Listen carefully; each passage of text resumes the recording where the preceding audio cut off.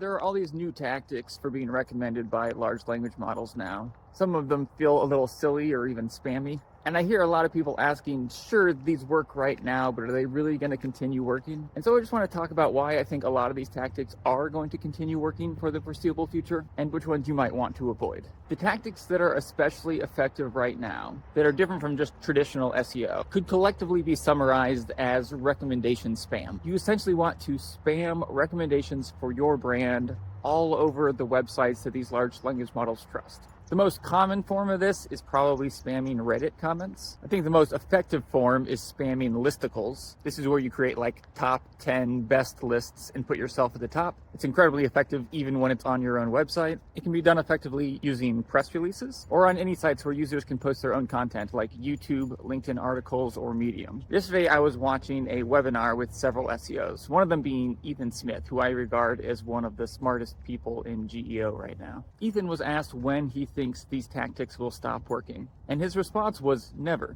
They're never going to stop working. He said the most egregious versions of them might get penalized. Anything that's truly preventing the models from giving good recommendations. But by and large, it would just be too difficult or too expensive to fix entirely. And I tend to agree with him. Most of the pushback I've seen on this take is from other SEOs. SEOs that would prefer to just keep doing what they've always been doing, and who really hate this idea that they have to change their methods. It's a really good excuse to not have to learn something new. And honestly, I've fallen into this trap myself in the past. I've been doing SEO for about 16 years. And maybe about 10 years ago, I got it into my head that Google's getting a lot smarter, and therefore these spammy tactics aren't going to keep working. One example of a tactic I stopped using temporarily was service area pages. If you're, say, a plumber in Houston, it doesn't necessarily make sense that you would have a page about your plumbing in every city around Houston and every neighborhood within Houston. You can just have one page that says you serve the greater Houston area. However, if you want to rank in those neighborhoods and cities, this is incredibly effective.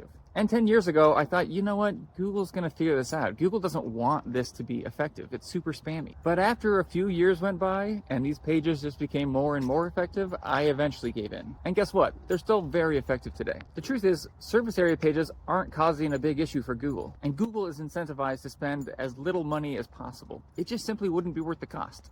The reality is, when someone goes to a large language model and they ask for a recommendation about which brand they should hire or which product they should buy, that large language model is going to look all over the internet for recommendations. That's really all they can do. Now you might think, well, eventually these models are going to be smart enough to realize that the recommendation came from the brand's website or was probably placed by the brand themselves. But the truth is, that would be way more expensive than just a simple search tool. It would have to be causing a serious issue for the large language models to be forced into doing that. It's much more likely they'll handle it the same way Google has. They'll penalize the biggest offenders with manual actions. Instead of spending money having the models automatically vet every single web page on the internet, they can just manually identify the biggest troublemakers, brands that are spamming thousands of recommendations every week. So my advice, don't try to automate this. Don't do this at scale. Even if they never give out manual penalties for this, do you really want a bunch of spam about your brand out there on the internet? However, I think it's equally as dangerous to ignore this tactic. In terms of the amount of effort required, I think it's the most effective form of digital marketing right now. This video is getting too long, but tomorrow I'll do a video on how to do this in a smart way.